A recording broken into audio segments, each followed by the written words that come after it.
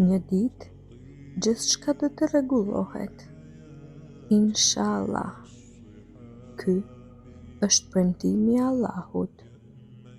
Në të vërtetë, pas vështirësisë vjen lehtësimi. Allahu na dhënë të lehtësi në këtë botë dhe në tjetrën. Çfarë Allahu zgjidh për ne është vërtet e mirë për ne. Dhe pse mund të mos jetë ajo që ne dëshirojmë. Çdo zgjedhje që ai bën është e saktë, dhe pse ne nuk e kuptojmë arsyen pas saj.